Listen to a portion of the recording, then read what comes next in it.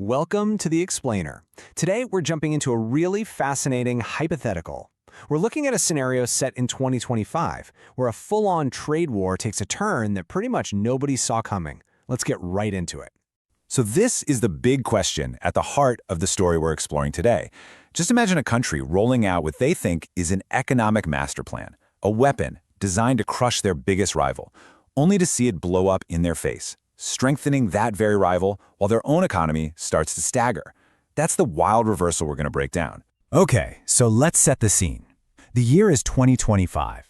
A new U.S. administration is in power, and they have one single aggressive goal: to finally, once and for all, force China into economic submission. And the strategy here, according to the source, was just on another level. This wasn't a replay of some earlier trade spat. No, we're talking about a full-court press. Wave after wave of massive tariffs, serious restrictions on key tech like semiconductors, and even hitting Chinese banks with financial sanctions.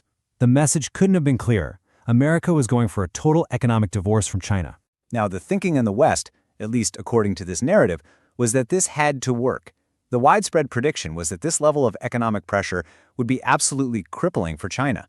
Factories would go dark, unemployment would skyrocket, and their GDP growth would just tank, forcing them to come crawling back to the negotiating table. But, and this is where the story really pivots, what policymakers maybe didn't see coming was that China had apparently been preparing for this exact moment for years. They weren't caught off guard, they had a playbook ready to go. So, to really get their first move, you gotta understand this term, front-loading. It's a simple idea, but it's incredibly powerful.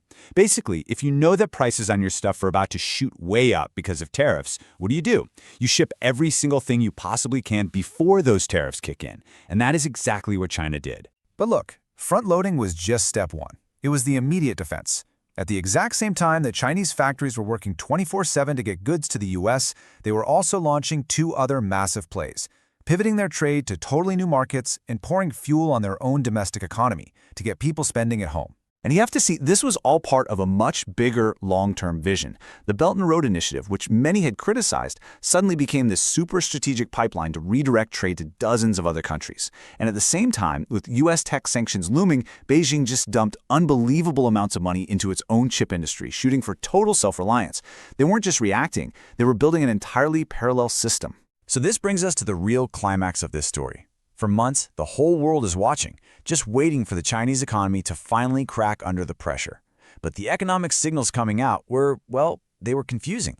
And then came the day the official numbers dropped. You could just feel the tension building through the spring. In January, the tariffs hit. By April, satellite data is showing Chinese factories are actually ramping up, not shutting down. By June, analysts are scratching their heads over the weirdly resilient data. And then, everything comes to a head on July 15th. So, there it was. The multi-trillion-dollar question was on everybody's mind. Did the master plan actually work? Did this huge economic shock bring China to its knees? The answer sent an absolute shockwave through global markets. A Q2 GDP growth of 5.2%. Not the sub-3% collapse everyone predicted, but a number that showed this incredible, almost defiant strength.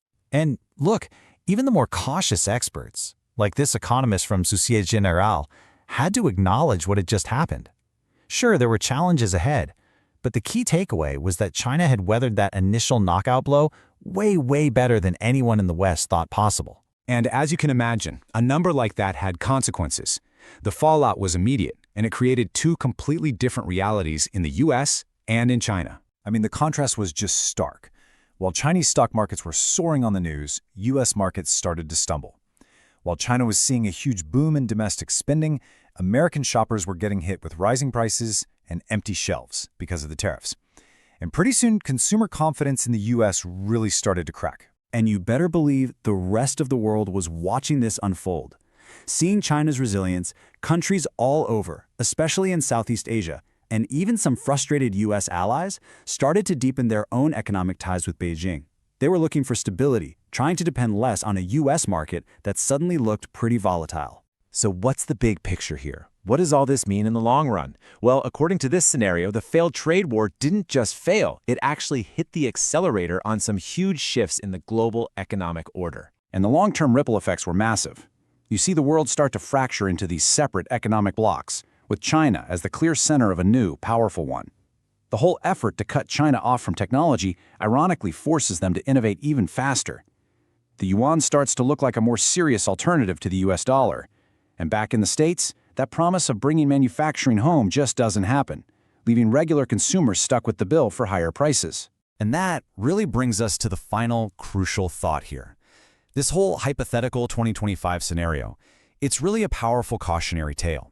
It makes you ask a tough question. In a world this interconnected, are blunt force tools like massive tariffs even effective anymore? Or do they now risk setting off a chain reaction of unintended and maybe even irreversible consequences? It's a question that really makes you rethink what economic power even looks like in the 21st century.